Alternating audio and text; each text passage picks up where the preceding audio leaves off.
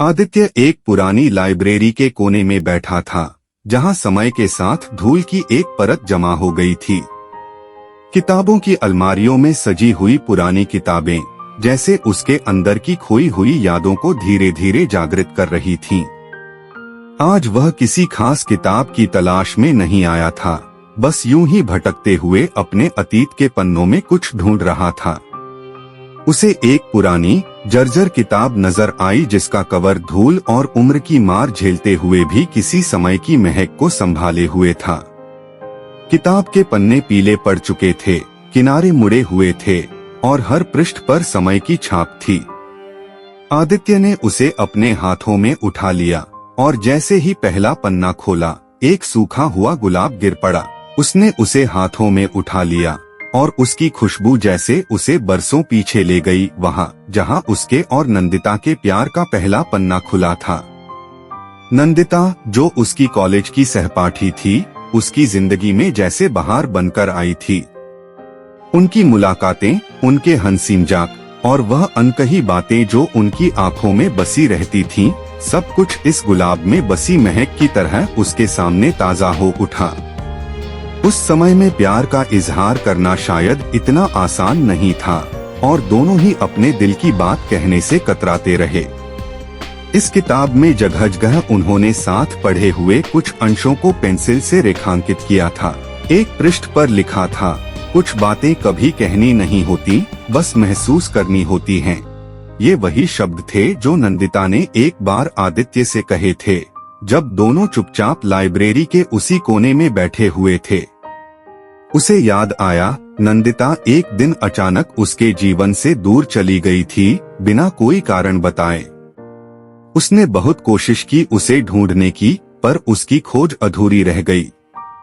समय बीतता गया, लेकिन वह किताब, वो सूखा गुलाब और नंदिता की यादें कहीं न कहीं उसके दिल के एक कोने में जिंदा थीं। किताब के पन्नों में जैसे वह खुद को ही पा रहा था। उसी पन्ने पर एक और नोट लिखा था, अगर कभी ये किताब तुम्हारे हाथों में फिर आए तो समझ लेना कि मैं तुमसे बहुत दूर भी तुम्हारे पास हूँ।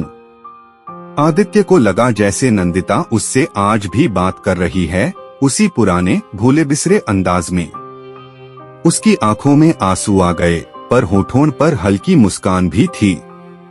उसने किताब को सीने से लगा लिया, मानो अपने खोए हुए प्यार को फिर से पा लिया हो। कुछ देर तक वह चुपचाप बैठा रहा, आंखें बंद किए। उन बीते पलों को जीने का यह एकमात्र तरीका था जो उसके पास बचा था। जब उसने आंखें खोली तो ऐसा लगा मानो उस लाइब्रेरी की हर किताब, हर दीवार नंदिता की आवाज से गूंज रही हो। आदित्य का दिल अचानक हल्का सा महसूस हुआ। उसे लगा जैसे नंदिता ने उसके दिल में बसे हर सवाल का जवाब दे दिया हो। उसने किताब के आखिरी पन्ने तक पहुंचने का मन बना लिया। पन्ने पलटते पलटते उसकी उंगलियों में कंपन था और उसकी धड़कनें तेज हो गई थीं। आखिरी पन्ने पर उसे एक और नोट मिला।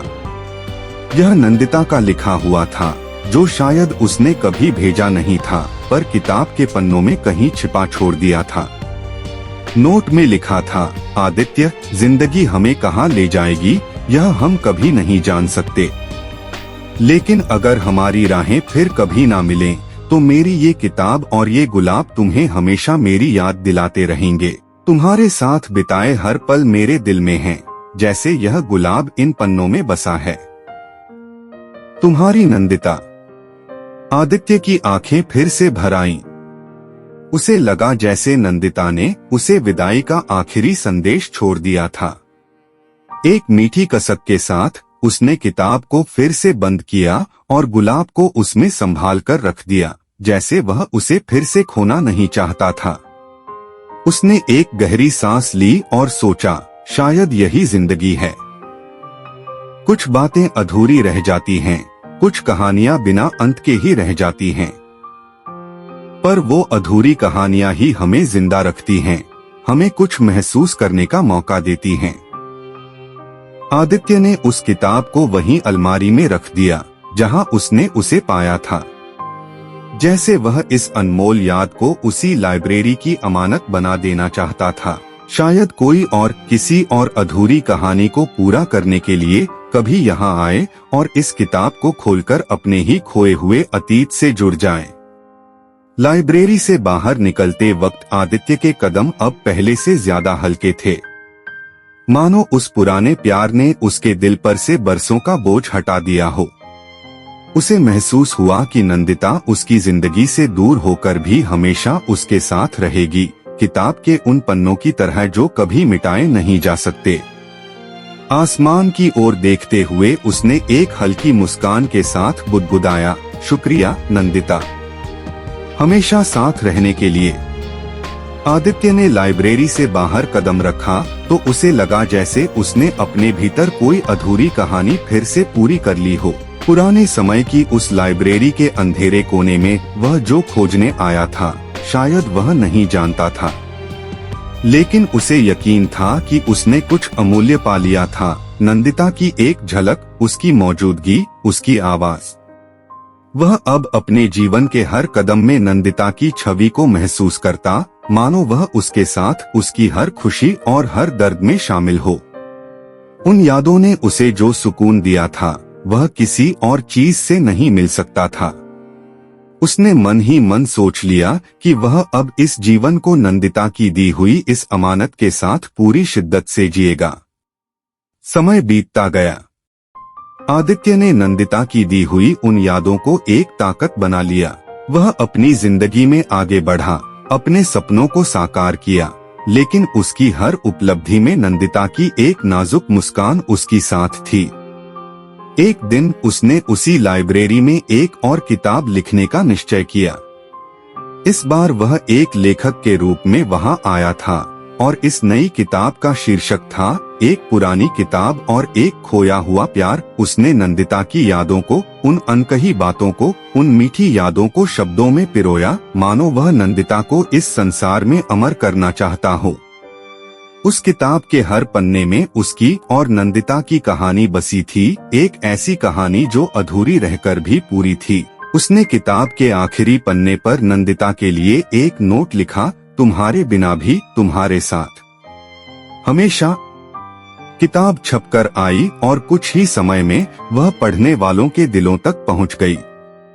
लोग आदित्य की कहानी में अपनी अधूरी कहानियां ढूंढने लगे, अपने खोए हुए प्यार की यादें फिर से जीने लगे।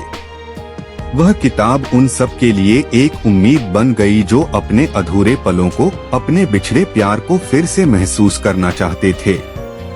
एक दिन एक पाठक ने आदित्य से पूछा, क्या वह खोया हुआ प्यार सच में लौट आया? आदित्य ने हल्की मुस्कान के साथ जवाब दिया, हाँ, वह हमेशा मेरे साथ है।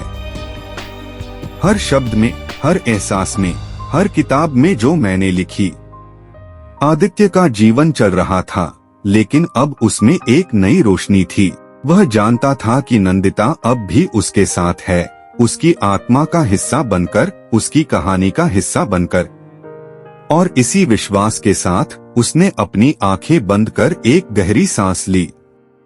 वह जानता था कि नंदिता कभी नहीं गई थी, वह हमेशा वहीं थी, उस पुरानी किताब की तरह जो किसी अनजान लाइब्रेरी के कोने में उसके इंतजार में बैठी थी।